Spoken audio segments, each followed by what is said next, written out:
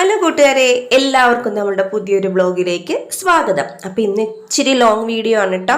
നിങ്ങൾ ചോദിച്ച കേക്കിൻ്റെ റെസിപ്പി, അതേപോലെ തന്നെ കുറച്ച് വീട്ടിലെ ജോലികളും എല്ലാം കൂടി കാണിച്ചിട്ട് നല്ലൊരു മോട്ടിവേഷൻ കിട്ടുന്ന ഒരു വീഡിയോ ആയിട്ടാണ് എനിക്ക് കണ്ടിട്ട് തോന്നിയത്. നിങ്ങളൊന്ന് കണ്ടു നോക്കൂ കേട്ടോ. അപ്പോൾ എന്നോട് പലരും ചോദിച്ചിട്ടുണ്ട്, എപ്പോഴും മോർണിംഗ് റൊട്ടീൻ കാണിച്ച് കുട്ടികളെ വിടുന്ന അവിടം വെച്ച് അവസാനിപ്പിക്കും, അത് കഴിഞ്ഞിട്ട് ചേച്ചിയുടെ ക്ലീനിങ് ഒക്കെ ഒന്ന് കാണിക്കുമോ എന്ന് എന്നോട് ചോദിച്ചിട്ടുണ്ടായിരുന്നു. അപ്പോൾ അതെല്ലാം ഇന്നത്തെ വീഡിയോയിൽ നമ്മൾ ഇൻക്ലൂഡ് ചെയ്തിട്ടുണ്ട്.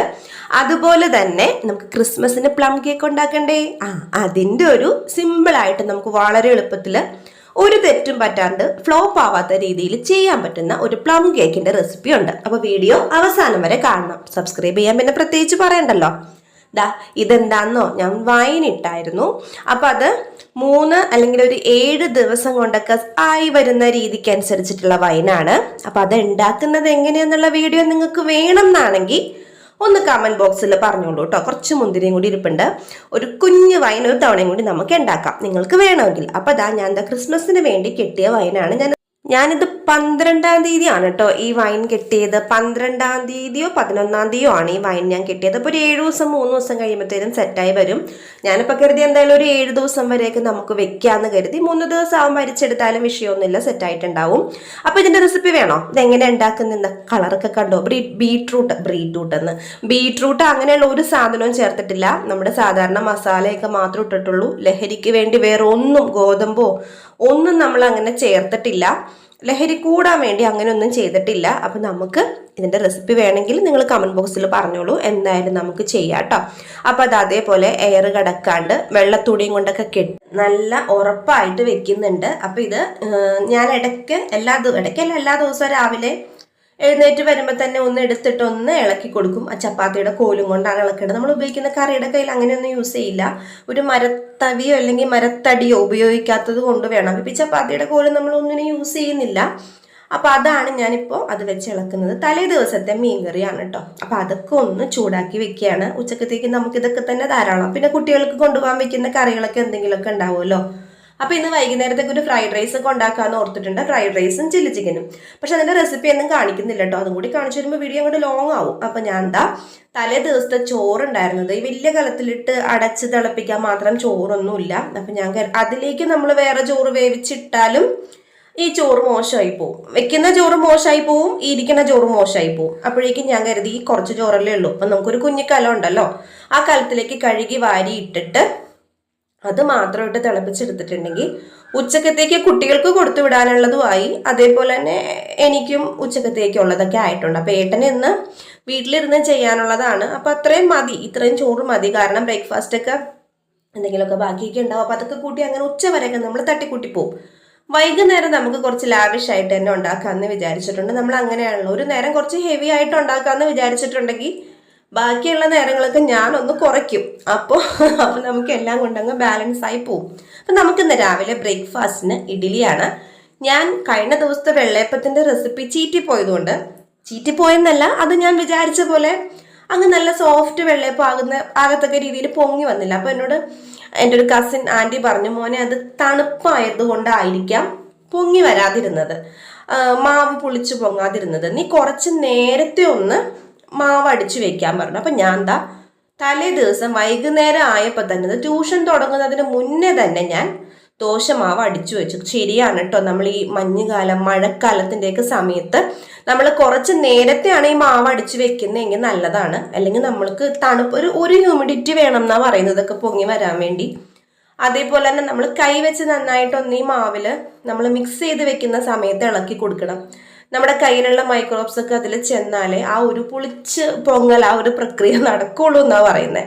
അപ്പോൾ ഞാൻ ചിലപ്പോൾ ഞാൻ എല്ലാം മാവ് അങ്ങനെ കൈ കൊണ്ടൊക്കെ ഇളക്കിയാണ് വെക്കുന്നത്. പക്ഷെ എന്ത് പറ്റിയെന്നറിയില്ല, കഴിഞ്ഞ വ്ളോഗിലെ വെള്ളയപ്പം അങ്ങൊരു വെള്ളയപ്പം ആയി വന്നില്ല. പക്ഷെ ഇതിപ്പോൾ നല്ല സോഫ്റ്റ്, നല്ല പതുപതുത്ത് ഇഡ്ഡലി ആയിട്ട് വന്നിട്ടുണ്ട്. അപ്പോൾ ഇഡ്ഡലിയുടെ മാവരയ്ക്കുന്ന റെസിപ്പി ചെയ്യുന്നതൊക്കെ എന്നോട് പറയാറുണ്ട്. ഞാൻ ചെയ്യണതിന് കുഴപ്പമൊന്നുമില്ല. പക്ഷെ അത് മാത്രമായിട്ട് നമ്മുടെ ചാനലിൽ കിടക്കുന്നുണ്ട്.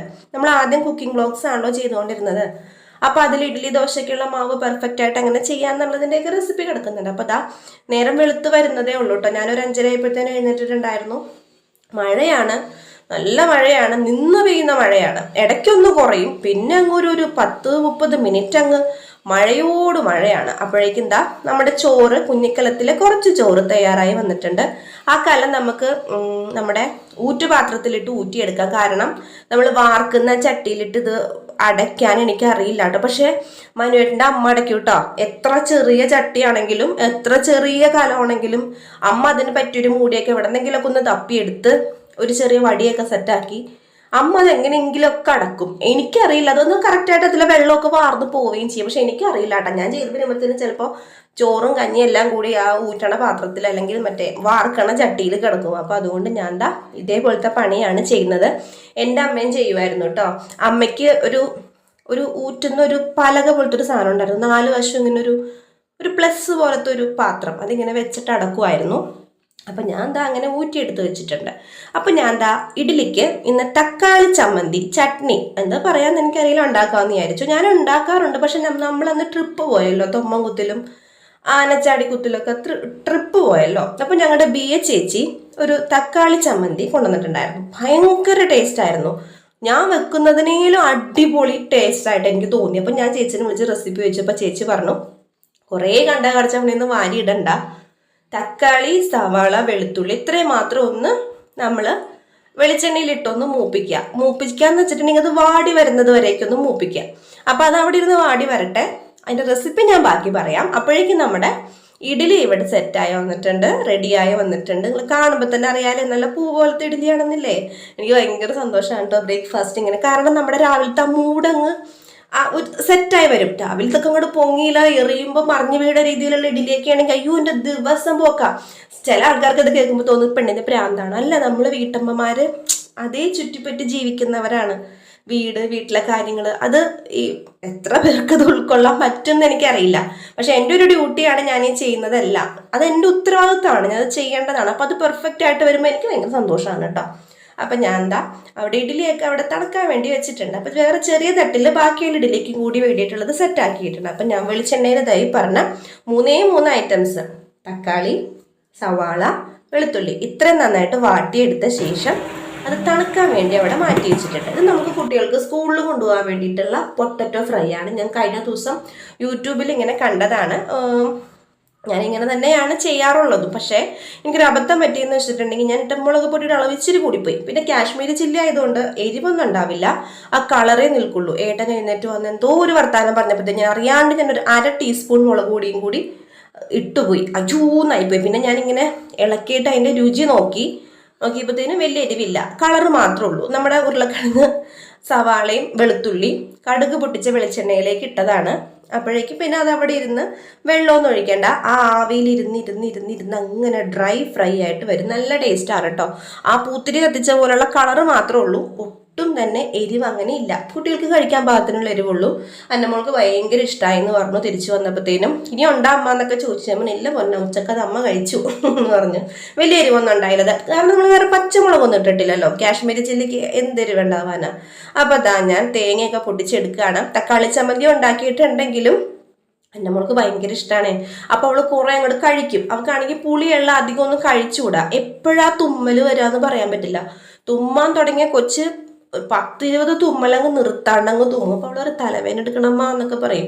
അപ്പം ഇപ്പോൾ മരുന്ന് കഴിക്കുന്നുണ്ട്. അപ്പം രാവിലെ എഴുന്നേറ്റ് വന്നിട്ട് മഴ കണ്ട് പഠിക്കണം എന്ന് പറഞ്ഞിട്ട് വാതിക്ക് പോയി കസേരയിട്ട് കാലെടുത്ത് സെറ്റിപ്പുറത്ത് വെച്ചിട്ടിരുന്ന് പഠിക്കുന്നതാണ്. എനിക്കിഷ്ടമാണ് കേട്ടോ ഇങ്ങനെയൊക്കെ വന്നിരുന്ന് പഠിക്കുന്നതൊക്കെ. ഞാനിങ്ങനെ കുഞ്ഞിലെ ചെയ്യുമായിരുന്നു. അപ്പം ഞാൻ കരുതി എൻ്റെ മക്കളല്ലേ, നമ്മുടെ ഗുണമല്ലേ നമ്മുടെ മക്കൾ കാണിക്കുള്ളൂ. അപ്പം ഞാൻ ഓർക്കായിരുന്നു, ഞാൻ അങ്ങനെ സ്റ്റെപ്പുകളൊക്കെ പോയിരുന്നു പഠിക്കുമായിരുന്നു. അപ്പോൾ ഇവിടെ നമുക്ക് ബാക്കിയുള്ള കാര്യങ്ങൾ റെഡിയാക്കി എടുക്കണം. അപ്പോൾ ഏട്ടന് എഴുന്നേറ്റ് വന്നിട്ടുണ്ട്. കടുക് പൊട്ടിച്ചു. തക്കാളി ചമ്മന്തിക്ക് അല്ലെങ്കിൽ നമുക്ക് തേങ്ങ ചിരണ്ടി വെച്ചിട്ടുണ്ടായിരുന്നല്ലോ. അപ്പം എൻ്റെ മോള് അധികം ആ തക്കാളി ചമ്മന്തിയിലോട്ട് അങ്ങ് പോവാണ്ടിരിക്കാൻ വേണ്ടി ഞാൻ കുറച്ച് തേങ്ങാ ചമ്മന്തിയും കൂടി ചട്നിയും കൂടി ഉണ്ടാക്കിയെടുത്തിട്ടുണ്ട്. അപ്പം ഇതിൽ ഞാൻ നാരങ്ങയൊന്നും പിഴിഞ്ഞൊഴിച്ചില്ല കേട്ടോ. പുളിയൊന്നും അധികം ഞാൻ കൊടുക്കുന്നില്ല. പുളി അധികം കഴിക്കുമ്പോഴാണ് ആൾക്ക് തുമ്മൽ വരുന്നത്. അവക്കാണെങ്കിൽ എരിവും പുളിയും ഇട്ടിട്ടൊരു കളിയില്ല. ഭയങ്കര ഇഷ്ടമാണ് ഇങ്ങനത്തെ കറികളൊക്കെ. അപ്പം ഞാൻ എന്തോ വർത്താനം പറഞ്ഞ് ഇളക്കുന്നതിൻ്റെ ഇടയിൽ എൻ്റെ കൈ തട്ടി കുറച്ച് ചാറ് താഴ്ത്തുപോയി, ചമ്മന്തി കുറച്ച് താഴ്ത്തുപോയി. അപ്പം ഞാൻ വേഗം കൈയോടെ തുടച്ചെടുക്കുകയാണ്. ഇനി ആ തുണി കളയാനേ കൊള്ളത്തുള്ളൂ. അല്ലെങ്കിൽ അതിങ്ങനെ ഫ്ലോറൊക്കെ തുടക്കാനോ അല്ല കിച്ചൺ സ്ലാബൊക്കെ തുടക്കാനോ അങ്ങനെയൊക്കെ ഉപയോഗിക്കാൻ പറ്റത്തുള്ളൂ. അപ്പം ഞാൻ അത് അവിടെ തിരുമ്മി അവിടെ മാറ്റി വെച്ചിട്ടുണ്ട്. നമുക്ക് ഇനി ബാക്കി തക്കാളി ചട്നി അല്ലെങ്കിൽ തക്കാളി ചമ്മന്തി റെഡിയാക്കി എടുക്കാം. ഞാൻ ആ വാട്ടിയ സെയിം ചട്ടിയിൽ തന്നെയാണ് കേട്ടോ, അതാണ് അങ്ങനെ കരിഞ്ഞു വരുന്നത്. അതിലേക്ക് കടുക് പൊട്ടിച്ചു, വേപ്പില ഇട്ടു, പിന്നെ വേറെ ഒന്നുമില്ല, കുറച്ച് കാശ്മീരി ചില്ലി ഇട്ട് ഒന്ന് മൊരിയിച്ചു. കുറേ നേരം ഒന്നും കത്തിച്ച് കരിക്കണ്ട കേട്ടോ, പയ്യൊന്ന് ചൂട് കയറിയാൽ മതി. അപ്പോഴേക്ക് അല്ലെങ്കിൽ നമുക്ക് ഈ തക്കാളി വാട്ടുന്ന സമയത്ത് കാശ്മീരി ചില്ലി ഇട്ടാലും മതി കേട്ടോ. എന്നിട്ട് നമ്മൾ അതിലേക്ക് നമ്മൾ അരച്ചു വെച്ചിട്ടുള്ള നമ്മുടെ തക്കാളിയുടെ കൂട്ടില്ലേ, സവാളയും തക്കാളിയും അതേപോലെ തന്നെ വെളുത്തുള്ളിയും കൂടിയിട്ടുള്ള ആ ഒരു വാട്ടിയ കൂട്ട് അരച്ച് നമുക്ക് ഇതിലേക്ക് ഇട്ട് കൊടുക്കാം. കളർ വേണമെങ്കിൽ കുറച്ചുകൂടി കാശ്മീരി ചില്ലി ചേർക്കാം കേട്ടോ. അതിലിപ്പോൾ വലിയ എരിവോ കാര്യങ്ങളൊന്നുമില്ല. ആ മിക്സിയുടെ ജാർ ഒന്ന് ചുറ്റിച്ചിട്ട് വെള്ളം ഒഴിക്കുക. പിന്നെ ആ വെള്ളം ഒന്ന് പറ്റി ഒന്ന് സെറ്റാകുന്ന വരേക്കും നമുക്കൊന്ന് വെയിറ്റ് ചെയ്യാം. നല്ല ടേസ്റ്റാണ്. ചൂടാക്കി വെച്ച 2 ദിവസമൊക്കെ ഇരിക്കും കേട്ടോ. അപ്പോൾ ദാ ജോക്കുട്ടൻ വന്നിട്ട് അടുക്കളയിൽ ഇരുന്നാണ് ഇന്ന് പഠിക്കുന്നത്. ഞാൻ ഇവിടെ ഇരുന്നോളാന്ന് പറഞ്ഞ് പഠിക്കുകയാണ്. എനിക്ക് തണുക്കണ് മടിയാവണമെന്നൊക്കെ പറയുന്നുണ്ട്. നമ്മൾ വായിച്ചോ കുറച്ചു നേരം എന്ന് പറഞ്ഞിട്ട് പഠിപ്പിക്കുക.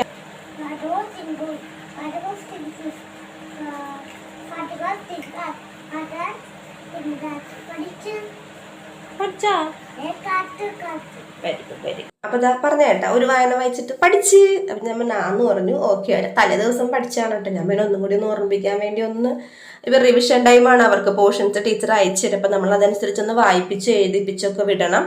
തിങ്കളാഴ്ച പരീക്ഷ സ്റ്റാർട്ട് ചെയ്യണമെങ്കിൽ അതിന്റെ ടെൻഷനാണ്. അപ്പൊ ഇത് തലേ ദിവസം കുറച്ച് ക്യാബേജ് തോരൻ ഉണ്ടാക്കിയിട്ടുണ്ടായിരുന്നു. അത് ഞാൻ കുറച്ച് ഉണ്ടാക്കിയപ്പോൾ തന്നെ കുറച്ചെടുത്ത് ഞാൻ മാറ്റി വെച്ചിട്ടുണ്ടായിരുന്നു. അത് ഞാൻ കുറച്ച് ചൂടാക്കി എടുക്കുകയാണ്. അപ്പോൾ അന്നമോൾക്ക് ഞാൻ 2 പേർക്കും, ജോക്കൂട്ടിനും അന്നമോൾക്കും ഞാൻ എന്താ ലഞ്ച് ബോക്സ് ഒക്കെ റെഡിയാക്കി വെച്ചിട്ടുണ്ട്. ഇത് എപ്പോഴും ഞാൻ ഷോർട്സിലാണല്ലേ കാണിക്കുക. അപ്പം ഞാൻ തന്നെ വീഡിയോയിൽ ഉൾപ്പെടുത്തി കേട്ടോ. അപ്പോൾ ഇതാ അന്നക്കുട്ടി അവിടെ 2 പേർക്കുള്ള യൂണിഫോം ചെയ്യുന്നത്. ഞാൻ കൊച്ചു കൊച്ചു പണികളൊക്കെ ഇപ്പോൾ ഏൽപ്പിക്കും കേട്ടോ. നേരത്തെ ഞാനാണ് ചെയ്ത് കൊടുത്തുകൊണ്ടിരുന്നത്. പിന്നെ ഇവർക്ക് ഭയങ്കര തിരക്കാണെങ്കിൽ ഞാൻ ചെയ്ത് കൊടുക്കും. അപ്പം ഞാൻ ലൈറ്റ് ഇട്ട് തേക്ക് പോകാൻ വേണ്ടമ്മ, വെറുതെ അതിന് കറണ്ട് കാശ് കളയണ്ടെന്ന് പറയും. എന്നിട്ട് ബാത്റൂമിലെ ലൈറ്റൊക്കെ ഓഫ് ചെയ്യാണ്ട് പോരുകയും ചെയ്യും. അതാണ് നമ്മുടെ കറണ്ട് കാശ് ലാഭിക്കുന്ന ടീംസ്. അപ്പം അങ്ങനെ തേച്ചൊക്കെ കഴിഞ്ഞ് ഞാൻ തലയൊന്നും കഴുകാൻ സമ്മതിച്ചില്ല. നല്ല മഴ പെയ്യുന്നുണ്ട്. എന്നത് പരീക്ഷയാണ്. ഇനിയിപ്പോൾ തലയും നനച്ച് മര്യാദക്ക് തല തോർത്തിയില്ലെങ്കിൽ അസുഖം പിടിക്കും. അപ്പം ഞാൻ കരുതി കുറച്ച് ചൂടുവെള്ളം വെച്ച് കൊടുത്തു. ഇപ്പോൾ 2 ആളും മേല് കഴുകിയ ശേഷമാണെന്ന് സ്കൂളിലേക്ക് പോകുന്നത്. അപ്പം ഞാൻ എന്താ കഴിക്കാൻ വേണ്ടിയിട്ടുള്ളതൊക്കെ എടുത്തു കൊടുക്കുകയാണ്. ജോക്കുട്ടനും അന്നക്കുട്ടിക്കും വേണ്ടിയിട്ടുള്ളതൊക്കെ കഴിക്കാൻ വേണ്ടിയിട്ടുള്ളത് എടുത്തു കൊടുക്കുകയാണ്. തക്കാളി ചമ്മന്തി കണ്ടപ്പോൾ ആൾക്കത് വേണം കേട്ടോ. പോകുന്നില്ല, ഇത്തിരി താമ. പിന്നെ നമ്മുടെ മക്കൾ അങ്ങനെ കുറേ പറയുമ്പോൾ നമുക്ക് പറ്റൂലെന്നെ. നമ്മൾ എത്ര വേണ്ടെന്ന് വെച്ചാലും കുറച്ച് താമ. പിന്നെ മരുന്നുള്ളതുകൊണ്ട് എനിക്ക് ധൈര്യമാണ്. തുമ്മല് മാത്രമേ ഉള്ളൂ. പക്ഷെ ഇങ്ങനെ തുമ്മി നടക്കണമെങ്കിൽ നമുക്ക് സങ്കടം വരുന്നേ. അപ്പം ഞാൻ എന്താ തേച്ച തുണികളൊക്കെ അവിടെ ഇരിക്കുന്നുണ്ടായിരുന്നു. ആ വിരിച്ച തുണിയൊക്കെ കൊണ്ട് എടുത്തു വെച്ചപ്പോഴത്തേന് അവൾ അവിടെ നിന്ന് പറയുന്നുണ്ട്, നല്ലതാണ് കേട്ടമ്മ, സൂപ്പറാണ് കേട്ടാ, അടിപൊളിയാണ് കേട്ടാ എന്നൊക്കെ പറയുന്നുണ്ട്. അങ്ങനെ 2 പേരും കൂടി ഇരുന്ന് കഴിക്കുകയാണ്. ഇവൻ കഴിക്കുന്നൊന്നുമില്ല കേട്ടോ. ഇവൻ അവിടെ ഇരുന്ന് കഥ പറയും.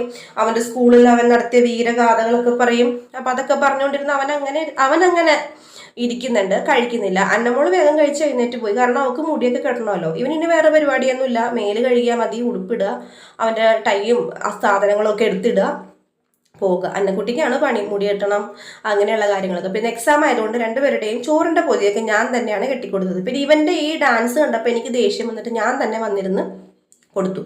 അപ്പം ഞാൻ ആദ്യം ഒന്ന് വഴക്ക് പറഞ്ഞപ്പോഴത്തേനും മുഖമൊക്കെ മാറി. കണ്ടോ, വായിൽ അങ്ങനെ വെച്ചുകൊണ്ടിരിക്കും.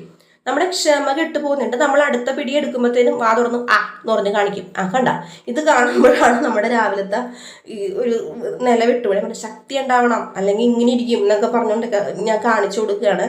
അപ്പം അങ്ങോട്ട് ഇറക്കൂലെന്നേ, നമുക്കങ്ങ് ക്ഷമ കെട്ടുപോയി. നമ്മൾ എൻ്റെ കൈ നിൻ്റെ വയറ് വരെ എത്തുമായിരുന്നെങ്കിൽ ഞാനിങ്ങനെ വയറിൻ്റെ അകം വരെ ഞാനിങ്ങനെ വെച്ച് തന്നേനെ ഭക്ഷണം എന്ന് പറയും.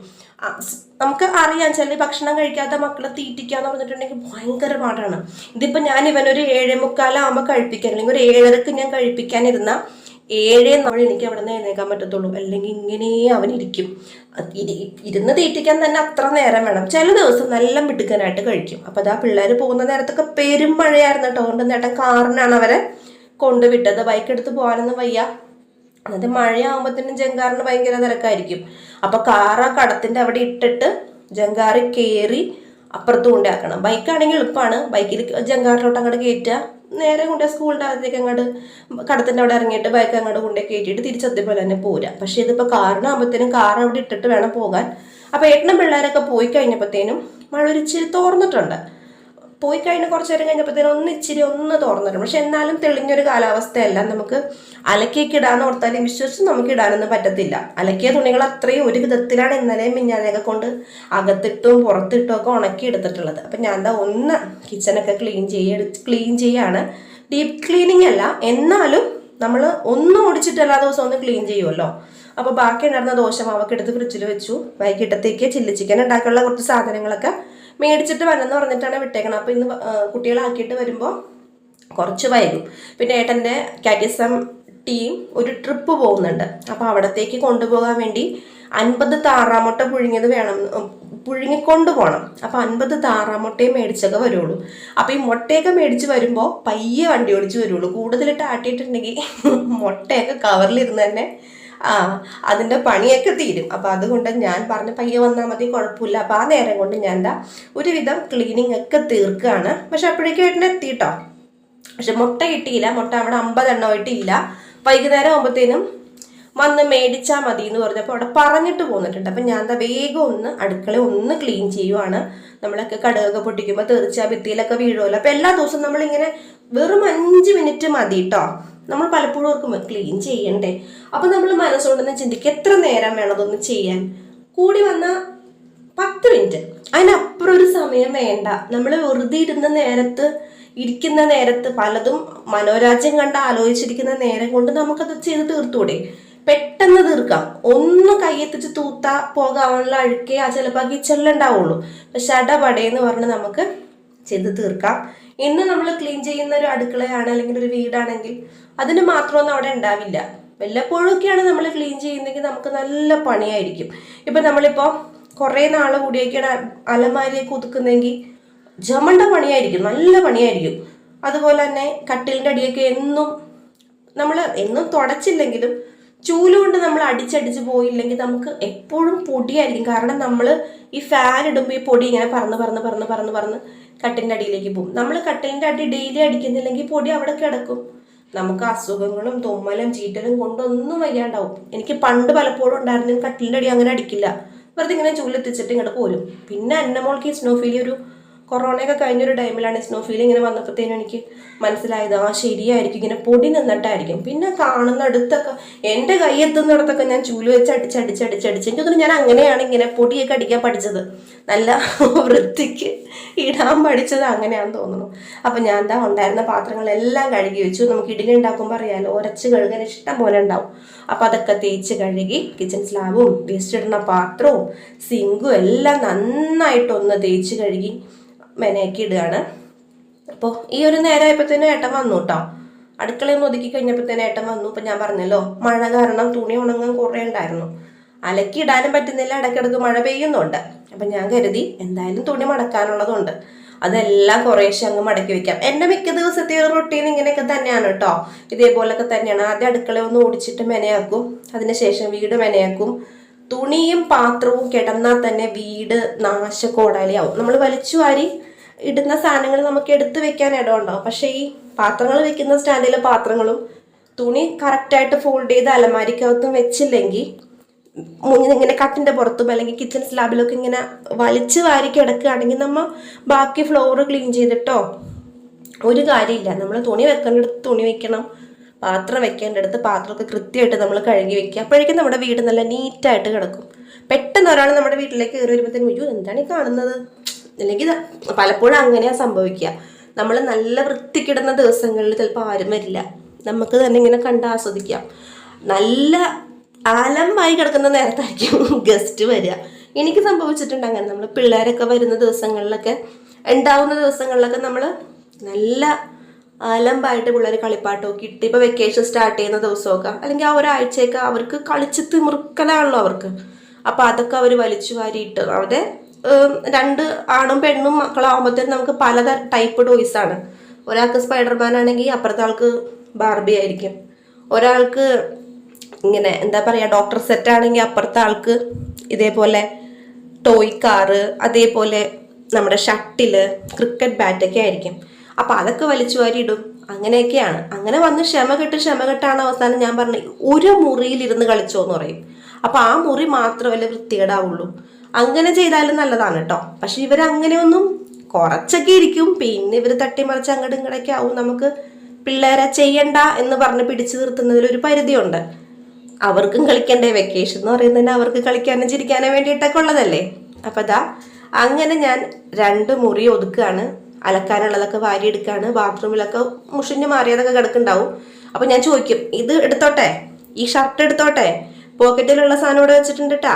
ഇങ്ങനെ എല്ലാം പറഞ്ഞ ശേഷമാണ് എല്ലാം കൊണ്ടുപോകണം. അല്ലെങ്കിൽ പറയും, അന്നിട്ട ഷർട്ടിൽ ഒരു പേപ്പർ ഉണ്ടായിരുന്നു, അത് കണ്ടായിരുന്നോ എന്നൊക്കെ ചോദിക്കും. അപ്പം അതുകൊണ്ട് ഞാൻ എല്ലാം ഇങ്ങനെ ഹാജർ വയ്ക്കും. അല്ലെങ്കിൽ പിന്നെ അവസാനം എൻ്റെ തലയിൽ വരും. എല്ലാ വീട്ടിലെ അവസ്ഥ ഇതൊക്കെ തന്നെയാണ്. അപ്പം ഞാൻ അലക്കാനുള്ളതൊക്കെ അലക്കിയില്ല, കൊണ്ടുപോയി ഇട്ടു. നമുക്ക് വീടൊന്ന് തുടച്ചെടുക്കണം. മഴ ആയതുകൊണ്ട് ആണെന്ന് തോന്നുന്നു വീടിനകത്തൊരു പൊട്ട മണം നിൽക്കുന്നുണ്ട്. അപ്പോൾ കുറച്ച് ലോഷൻ ഒഴിച്ചിട്ടാണ്.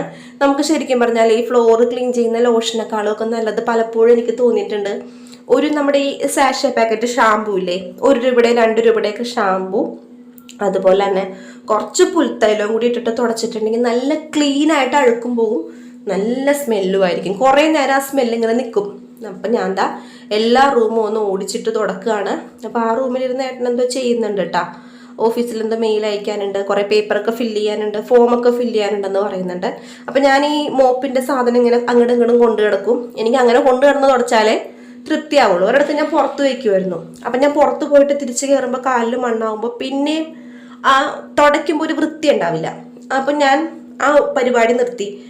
എങ്ങനെയാണ് പണ്ടത്തെ ആൾക്കാർ ചെയ്യില്ല, അവർ ഇരുന്നിട്ടാണല്ലോ തുടയ്ക്കുക. ഇരുന്നിട്ട് തുടക്കുമ്പോൾ ശരിക്കും പറഞ്ഞാൽ നമ്മുടെ ഹിപ്പിലേക്ക് ആ കൊഴുപ്പ് പോകുന്ന പറയാ, നമ്മുടെ വയറ് ഭയങ്കര ചാടിയിട്ടുള്ള വയറൊക്കെ പോകുന്ന പറയാം. പിന്നെ ഇപ്പം ഈ തുടക്കണ കോലൊക്കെ വന്നപ്പോൾ പിന്നെ ആർക്കും അങ്ങനെ ഇരുന്ന് തുടക്കാനൊന്നും താല്പര്യമില്ല. പക്ഷെ ഞാൻ എൻ്റെ അന്നമോളെ ഫസ്റ്റ് പ്രഗ്നൻ്റ് ആയിരുന്ന സമയത്തെ, അന്നക്കുട്ടീൻ്റെ വയറ്റിലായിരുന്ന സമയത്ത് എനിക്ക് നോർമൽ ഡെലിവറി ആവാൻ ഭയങ്കര ആഗ്രഹമായിരുന്നു. അപ്പം ഞാൻ അതുകൊണ്ട് ഞാൻ ഇരുന്ന് തുടക്കുമായിരുന്നു. അപ്പം അമ്മ ജോലി കഴിഞ്ഞ് വരുമ്പോൾ അമ്മ പറയും, വേണ്ട മോനെ, എന്തിനാണ് മോനെ ഇരുന്നൊന്നും തുടക്കണ്ട, ദൈവമായിട്ട് അനുഗ്രഹിച്ച് തന്നെ പോലെ. സിസേറിയൻ ആണെങ്കിലും കുഴപ്പമില്ല, നോർമൽ ആണെങ്കിലും ഈ വയറ് വെച്ചിരുന്ന് തുടക്കണമെന്ന് അവർക്ക് സങ്കടമാണ് കേട്ടോ. അപ്പം അങ്ങനെയൊക്കെ തുടച്ചിട്ടുണ്ട്. പിന്നെ ഇവിടെ വന്നിരുന്ന സമയത്ത് ഈ മോപ്പൊക്കെ ഒടിഞ്ഞു പോകുന്ന കുറച്ച് ദിവസങ്ങൾ ഉണ്ടാവുമല്ലോ. അപ്പം എനിക്ക് തോന്നുന്നു ഇരുന്ന് തുടക്കാം തോന്നും. അപ്പം അങ്ങനെയൊക്കെ ഒന്ന് ഇരുന്ന് തുടക്കും. മുക്കും മൂലയൊക്കെ എത്തിച്ച് തുടച്ച് ക്ലീൻ ആക്കേണ്ട ദിവസങ്ങളുണ്ടാവും. നമ്മുടെ വീട്ടിലെന്തെങ്കിലും വീട് വെഞ്ചിരിപ്പ് വരികയോ അങ്ങനെ എന്തെങ്കിലും കാര്യങ്ങളൊക്കെ വരുന്ന ദിവസം നമുക്ക് അങ്ങനെ അധികം ക്ലീൻ ആക്കാനുള്ള ദിവസങ്ങളിലൊക്കെ ഇരുന്നിട്ടൊന്ന് എല്ലായിടത്തും അങ്ങ് തുടക്കും. അപ്പം നല്ല ക്ലീൻ ആയിട്ട് കിടക്കും. പക്ഷെ ഇരുന്നിട്ട് തുടക്കുന്നതിലൊരു പ്രത്യേകതയാണ് കേട്ടോ. അപ്പം ഇങ്ങനെ വീടൊന്ന് വൃത്തിയാക്കി വെക്കും. ഓടിച്ചിട്ടൊന്ന് അടിച്ച് തുടച്ചിടും. പെട്ടെന്ന് ഒരാൾ വന്നാലും വിഷയമില്ലല്ലോ. എന്താ ഇങ്ങനെ കിടക്കണമെന്ന് ചോദിച്ചില്ലെങ്കിൽ അവരുടെ മനസ്സിൽ തോന്നൂലല്ലോ. അല്ലെങ്കിൽ നമുക്ക് എന്താ പറയുക, പോസിറ്റീവായിട്ട് ഇരിക്കണമെങ്കിൽ വൃത്തിയാക്കി വെച്ചിട്ട് നമ്മൾ അതിൽ ഇരിക്കുകയാണെങ്കിൽ ഭയങ്കര ഒരു പോസിറ്റീവ് മൈൻഡാണ്. ഇതിപ്പോൾ എല്ലാവർക്കും ദഹിക്കണം എന്നില്ല. ദഹിക്കുന്ന ആൾക്കാർ കേൾക്കുക, പറ്റുന്ന പോലെ ചെയ്യുക. അപ്പോൾ കുറേ കമൻറ്റ് വരും, വീട്ടുപണിയെടുക്കുന്നതാണോ അങ്ങനെയാണോ ഇങ്ങനെയാണോ. അതൊന്നും വിഷയമുള്ള കാര്യമല്ല. നമ്മൾ ചെയ്യുന്ന ജോലി എന്താണോ, ഇതിപ്പോൾ എൻ്റെ ജോലിയാണ്, ഞാനത് വൃത്തിയായി ചെയ്യുന്നു. അപ്പോൾ ഉച്ച വരെയുള്ള കാര്യങ്ങളൊക്കെ സെറ്റാണ്. അപ്പോൾ ഞാൻ കുറച്ച് ദിവസമായി നിങ്ങളോട് പറയണേ, കേക്ക് ഉണ്ടാക്കാനുള്ള റെസിപ്പി ഞാൻ പറഞ്ഞുതരാമെന്ന്. അപ്പം ഞാൻ കരുതി ഒന്ന് കുളിച്ചിട്ടൊക്കെ വരാം, ബാക്കിയുള്ള പണികളൊക്കെ കഴിഞ്ഞല്ലേ. മേത്തൊക്കെ ഫിനോയിലിൻ്റെ ആ മണമൊക്കെ ഉണ്ട്. അപ്പോൾ ഒന്ന് കുളിയൊക്കെ കഴിഞ്ഞിട്ട് വന്നപ്പോഴത്തേനും ഞാൻ പറഞ്ഞല്ലോ ഏട്ടനോട് കുറച്ച് സാധനങ്ങളൊക്കെ മേടിച്ചിട്ട് വരാനാണ് പറഞ്ഞിട്ടുണ്ടായിരുന്നത്. അപ്പോൾ അതെല്ലാം മേടിച്ചിട്ട് വന്നിട്ടുണ്ട്. അപ്പോൾ അതൊക്കെ നമുക്കൊന്ന് ഫ്രിഡ്ജിലോട്ട് ആക്കി വെക്കാം കേട്ടോ. കുറച്ച് പച്ചക്കറിയും സവാളയും ഉള്ളിയും വേപ്പിലയൊക്കെ മേടിച്ചിട്ട് വന്നിട്ടുണ്ട്. അപ്പോൾ അതൊക്കെ ഒന്ന് നമുക്ക് അതാത് സ്ഥലത്ത് വെക്കാം. അല്ലെങ്കിൽ ഞാനത് കൊണ്ടുവരുമ്പോൾ തന്നെ വെച്ചില്ലെങ്കിൽ അവിടെ ഇരിക്കും. പിന്നെ അതൊക്കെ എൻ്റെ സമയം, എനിക്കത് കൊണ്ടുവരുമ്പോൾ തന്നെ ചെയ്താൽ അത്രയും നല്ലത്. പിന്നത്തേക്ക് ഞാൻ വെച്ചിട്ടുണ്ടെങ്കിലേ ഞാനത് ഒരു മടി എനിക്ക് തന്നെ വരും. പിന്നെ ആവട്ടെ, അത് അവിടെ ഇരിക്കട്ടെ, ഇപ്പം അവിടെ ഇരിക്കുന്നതുകൊണ്ട് കുഴപ്പമില്ലല്ലോ, അങ്ങനെയൊക്കെ ചിന്തിക്കും. അപ്പം ഞാൻ കൈയോടെ തന്നെ കൊണ്ടുവന്നപ്പോൾ തന്നെ അത് എടുത്ത് അതിൻ്റെ സ്ഥലത്ത് വെച്ചിട്ടുണ്ട്. നമ്മൾ അങ്ങനെ വെച്ചാൽ കുറേ പണി നമ്മുടെ കുറയും കേട്ടോ. കുറേ പണി കുറയും. നമ്മൾ പിന്നെ ആവട്ടെ അല്ലെങ്കിൽ നാളെ ആവട്ടെ എന്ന് വിചാരിക്കുന്നിടത്താണ് നമുക്ക് പണി അധികം വരുന്നത്. അപ്പോൾ നമുക്ക് കേക്ക് ഉണ്ടാക്കാം. ആദ്യമേ തന്നെ ഒരു തുണിയോ ഒരു ന്യൂസ് പേപ്പറോ വിരിച്ചോളൂ കേട്ടോ.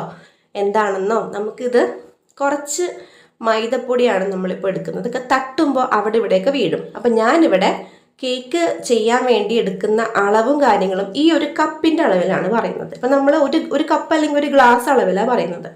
ഇപ്പം ഞാനിവിടെ ആ ഒരു കപ്പ് മൈദക്ക് ആദ്യം കാണിച്ചത് സോഡാപ്പൊടിയാണ്, പിന്നെ ഒരു നുള്ള ഉപ്പ്, അത്ര ഇട്ട ശേഷം ഇങ്ങനെ ഒരു അരിപ്പയിൽ തട്ടി തട്ടി തട്ടി തട്ടി കൊടുക്കുക. നമ്മുടെ മൈദയിൽ നമ്മൾ മൈദ ഇങ്ങനെ ഫൈൻ പൗഡറായിട്ടാണ് ഇരിക്കുന്നതെങ്കിലും അതിനെന്തെങ്കിലുമൊക്കെ ഉണ്ടാകും, ചെറിയ കട്ടകളോ അല്ലെങ്കിൽ എന്തെങ്കിലുമൊക്കെ ഒരു ഉണ്ടാവും. അപ്പോഴേക്കും നമ്മൾ 1-2 വട്ടം അതിങ്ങനെ അരിപ്പയിലിട്ടൊന്ന് അരിച്ചെടുത്തിട്ടുണ്ടെങ്കിൽ അതിലെന്തെങ്കിലും ഉണ്ടെങ്കിലും പൊയ്ക്കോളും.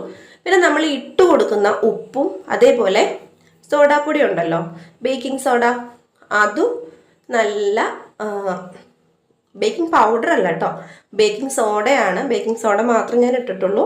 നല്ല മിക്സ് ആയിട്ട് എല്ലായിടത്തും വരും. എന്നിട്ട് ആ ഒരു ഡ്രൈ ഇൻഗ്രീഡിയൻറ്റ് മാറ്റി വയ്ക്കുക. ഇനി അടുത്ത സ്റ്റെപ്പിൽ നമ്മൾ ചെയ്യേണ്ടത്, ഞാനിവിടെ മിക്സിയുടെ ചെറിയ ജാർ എടുത്തിട്ടുണ്ട്. അതിലേക്ക് 2 കഷ്ണം പട്ട, 1 ഏലയ്ക്ക, അതുപോലെ തന്നെ നമ്മുടെ ജാതിക്ക പൊട്ടിച്ചിട്ട് അതിൻ്റെ ഉള്ളിലുള്ള ഒരു ഉണ്ടയില്ലേ, അത് ഒരു ചെറിയ കഷ്ണം, ഒരു 2-3 ഏലയ്ക്ക. കുറേ സ്പൈസസ് ഇടരുത്, വെറുതെ മസാലയുടെ കുത്തായി പോവും കേക്ക്. എന്നിട്ട് ഇത് ഇത്ര ഇട്ട ശേഷം ഞാൻ 1 ഗ്ലാസ് മൈദപ്പൊടിക്ക് 1/2 ഗ്ലാസ് പഞ്ചസാര എന്ന കണക്കിലാണ് എടുത്തിട്ടുള്ളത്. നമ്മൾ ഈ 1/2 ഗ്ലാസ് പഞ്ചസാര പൊടിക്കുമ്പോൾ ആ പൊടിക്കുന്ന പഞ്ചസാരയുടെ കിട്ടുന്ന ആ ഒരു ക്വാണ്ടിറ്റി കൂടും. ഇപ്പം നമ്മൾ ആ ഗ്ലാസ്സിലേക്ക് ഈ പൊടി തിരിച്ചിട്ടിട്ടുണ്ടെങ്കിൽ ഒരു 1/4 കപ്പ് പഞ്ചസാര ഉണ്ടാവും. പൊടിഞ്ഞ് വരുമ്പോൾ അതിൻ്റെ ക്വാണ്ടിറ്റി കൂടും കേട്ടോ. അപ്പോൾ ആ മസാല ഐറ്റംസും പഞ്ചസാരയും കൂടി പൊടിച്ചത് മാറ്റി വയ്ക്കുക. എന്നിട്ട് ഇനി നമ്മൾ വേറൊരു വലിയ ജാർ എടുക്കാം മിക്സിയുടെ. എൻ്റെ മറ്റേ മീഡിയം സൈസ് ജാറ് കംപ്ലൈൻ്റ് ആയതുകൊണ്ട് ഞാൻ ഈ ജ്യൂസ് അടിക്കുന്ന ജാറാണ് എടുത്തിട്ടുള്ളത്. അതിലേക്ക് 2 മുട്ട, കോഴിമുട്ട പൊട്ടിച്ചിട്ടിട്ടുണ്ട്. മുട്ടയുടെ ഫ്ലേവർ അധികം വേണ്ടാന്നാണെങ്കിൽ 1 മുട്ട ഇട്ടാലും മതി, കുഴപ്പമില്ല. എന്നിട്ട് അതിലേക്ക് 1/2 കപ്പ് സൺഫ്ലവർ ഓയിൽ ഒഴിക്കുക. സൺഫ്ലവർ ഓയിലാണ് ഒഴിക്കേണ്ടത് കേട്ടോ. വേറെ എന്തെങ്കിലും ഒഴിക്കാമോ എന്ന് എനിക്കറിയില്ല. വെളിച്ചെണ്ണ ഒഴിക്കാൻ പാടില്ലെന്ന് എനിക്കറിയാം. വേറെ ഏതെങ്കിലും റിഫൈൻഡ് ഓയിൽ ഒഴിക്കാമോ അതൊന്നും എനിക്കറിയില്ല. അതിലേക്ക് 1 അടപ്പ് അല്ലെങ്കിൽ 1/2 മൂടി വാനില എസൻസ് ഇട്ടിട്ടുണ്ട്. അത് ആ മുട്ടയുടെ ഒരു സ്മെല്ല് മാറിക്കിട്ടാൻ വേണ്ടിയിട്ടാണ്. അപ്പം ഈ ഒരു മിക്സ് സൺഫ്ലവർ ഓയിൽ, കോഴിമുട്ട, വാനില എസൻസ്, അത് നമ്മൾ മിക്സി ചൂടാവാണ്ട് ജസ്റ്റ് ഒന്നിങ്ങനെ പൾസ് ചെയ്ത് ഒന്ന് മിക്സ് ചെയ്തെടുക്കുക. എന്നിട്ട് നമ്മൾ ആ പഞ്ചസാര പൊടിച്ച് വെച്ചിട്ടില്ലേ, സ്പൈസസും പഞ്ചസാരയും കൂടി, ആ കൂട്ട് ഇതിലേക്ക് ഇട്ട് കൊടുക്കുക. ഇതും അതുപോലെ തന്നെ മിക്സി അധികം ചൂടാവാണ്ട് ഒന്ന് കറക്കി അതൊന്ന് ജോയിൻ ചെയ്തെടുക്കുക. അപ്പോൾ ആദ്യത്തെ ഡ്രൈ ഇൻഗ്രീഡിയൻ്റ് അവിടെ മാറ്റി വെച്ചിട്ടുണ്ട്. രണ്ടാമത്തെ പഞ്ചസാരയും മസാലയും കൂടിയിട്ടുള്ള ഡ്രൈ ഇൻഗ്രീഡിയൻറ്റ് നമ്മൾ ഈ മുട്ടയും സൺഫ്ലവർ ഓയിലും മറ്റേ വാനില എസൻസും കൂടിയിട്ടുള്ളതിൽ കൂടി ചേർത്ത് അവിടെ ആക്കി വെച്ചിട്ടുണ്ട്. ഇനി നമുക്ക് ഇതിലേക്ക് കാരമൽ ചേർക്കാം. കാരമൽ ചേർക്കാനുള്ള ഉണ്ടാക്കിയെടുക്കാം. ഇത് ഉണ്ടാക്കുന്നത് എളുപ്പമാണ് കേട്ടോ. ഞാൻ വലിയ 2 ടേബിൾ സ്പൂൺ പഞ്ചസാരയിലേക്ക് 1/2 ടേബിൾ സ്പൂൺ വെള്ളം ഒഴിച്ചിട്ടുണ്ട്. വെള്ളം ഒഴിച്ചില്ലെങ്കിലും കുഴപ്പമില്ല. ലോ ഫ്ലെയിമിൽ നമ്മൾ കുറച്ച് നേരം വെക്കുമ്പോൾ ഓട്ടോമാറ്റിക്കലായിട്ട് അതിൽ നിന്നിങ്ങനെ വെള്ളം കിനിഞ്ഞ് വരും. നമ്മൾ ആദ്യം ആ വശത്തേക്ക് നോക്കിയേ വേണ്ട, അവിടെ ഇരുന്ന് ഇങ്ങനെ വന്നോട്ടെ. കുറച്ച് നേരം കഴിയുമ്പോൾ അതിൻ്റെ കളർ ഒന്ന് മാറി വരുമ്പോൾ കൈവിടാണ്ട് ഇങ്ങനെ ഇളക്കി കൊടുക്കണം. നല്ല ഡാർക്ക് കളർ ഈ ഒരു പരുവത്തിലെത്തുമ്പോഴത്തേനും, ഈ ഒരു പരുവത്തിൽ കേട്ടോ, നല്ല കറുത്ത കളറായി വരുമ്പോഴത്തേനും നമ്മൾ അതിലേക്ക് ചൂടുവെള്ളം ഒഴിക്കുക. കുറച്ച് നീങ്ങി നിൽക്കുക, അല്ലെങ്കിൽ തെറിക്കും. കുട്ടികളൊക്കെ ചെയ്യുമ്പോൾ സൂക്ഷിക്കുക കേട്ടോ. കുട്ടികളെന്ന് പറഞ്ഞാൽ ആദ്യമായിട്ട് അടുക്കളയിൽ കയറുന്നവർ, കൊച്ചു കുട്ടികളെന്നല്ല പറഞ്ഞ് സൂക്ഷിക്കുക. അതിലേക്ക് കുറേശ്ശെ മീഡിയം ചൂടുവെള്ളം ഒഴിച്ചു കൊടുക്കുക. ഒരു ഡിസ്റ്റൻസിൽ നിന്നിട്ട് വേണം ഒഴിക്കാനും ഇളക്കാനും ഒക്കെ കേട്ടോ. അപ്പം വെള്ളം ഒഴിച്ച് കൊടുത്തില്ലെങ്കിൽ ഉറച്ചു പോകും. നമ്മുടെ കീലിമിഠായി ഇല്ലേ, അതേപോലെ ആയിപ്പോവും. കുറച്ച് വെള്ളം ഒഴിച്ചു കൊടുത്തപ്പോഴത്തേക്കും നമുക്ക് കറക്റ്റ് കൺസിസ്റ്റൻസിയിൽ കിട്ടിയിട്ടുണ്ട്. അതവിടെ ഇരുന്നോട്ടെ. ഇത് നമ്മുടെ ഫസ്റ്റത്തെ ഡ്രൈ ഇൻഗ്രീഡിയൻ്റ് ഇല്ലേ, നമ്മുടെ മൈദയും സോഡാപ്പൊടിയും ഉപ്പും കൂടി മിക്സ് ചെയ്ത് വെച്ചിട്ടുള്ളത്, അത് നമ്മൾ 2 ഭാഗമായിട്ട് ഇട്ട് കൊടുക്കുക. ഒറ്റയടിക്ക് ഇട്ടിട്ട് നമ്മൾ ഇളക്കി മറിക്കരുത്. ആദ്യം പകുതി ഇടാം, പകുതി ഇട്ടിട്ട് ഇളക്കി മറിക്കരുത്. നമ്മൾ പയ്യെ ഇങ്ങനെ ഒരു പരന്ന ഒരു കയ്യിൽ കൊണ്ടിട്ട് ഇങ്ങനെ ഒന്നിങ്ങനെ ഫോൾഡ് ചെയ്ത് കൊടുക്കുക. അതൊന്ന് മിക്സായി കഴിയുമ്പോൾ രണ്ടാമത്തെ പോർഷൻ ഇട്ട് കൊടുക്കുക.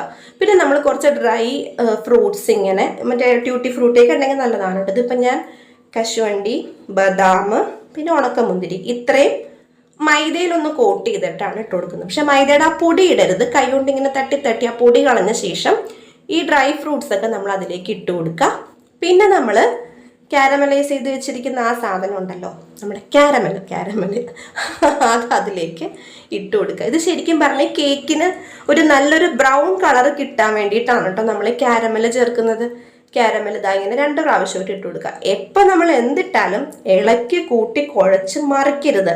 നമ്മൾ മറ്റുള്ള സ്പോഞ്ച് കേക്കൊക്കെ ചെയ്യുന്ന പോലെയല്ല. ഇത് ജസ്റ്റ് നമ്മൾ ഇങ്ങനെ ഇങ്ങനെ ഇങ്ങനെ മടക്കി എടുക്കാനേ പാടുള്ളൂ. അപ്പോൾ നമുക്ക് ഇതേപോലെ വിട്ട് വീഴുന്ന രീതിയിലുള്ള ഒരു കൺസിസ്റ്റൻസിയിൽ കിട്ടുന്നത്. ഇപ്പോൾ മറ്റേ ഡ്രൈ ഫ്രൂട്ട്സ് ഒക്കെ ഉള്ളത് കൊണ്ടിട്ടാണ് ഇങ്ങനെ വിട്ടു പോരാത്തത് കേട്ടോ.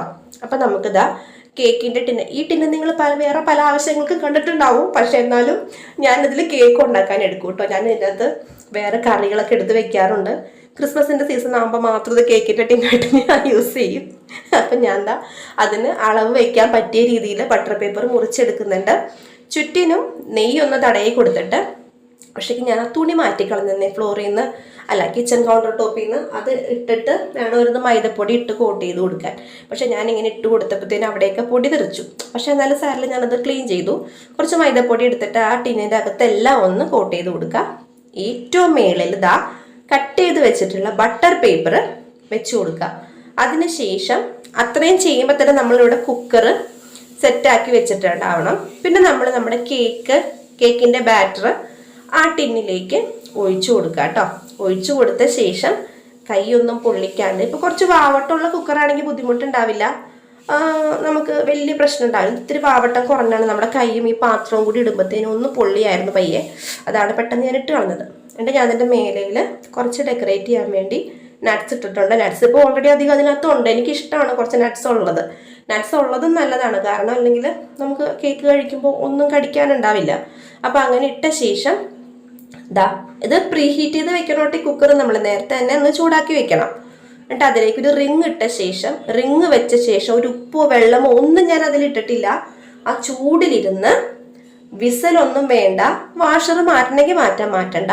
ഒരു 35 മിനിറ്റ് ആയപ്പോൾ ഞാനൊന്ന് തുറന്നു നോക്കി. പക്ഷെ അപ്പോൾ സെറ്റായിട്ടുണ്ടായിരുന്നു. ഞാൻ അപ്പം തന്നെ അടച്ചു. അപ്പം തന്നെ വേഗം അടച്ചു. എനിക്കൊരു 50 മിനിറ്റ് കൊണ്ടിട്ടാണ് ലോ ഫ്ലെയിമിൽ ഈ കേക്ക് ബേക്കായി കിട്ടിയത്. കണ്ടോ, വൈകുന്നേരം ചായക്ക് എടുക്കാന്നാ ഓർത്തത്. പക്ഷെ ആ ചൂട് വിട്ടിട്ടുണ്ടായില്ല.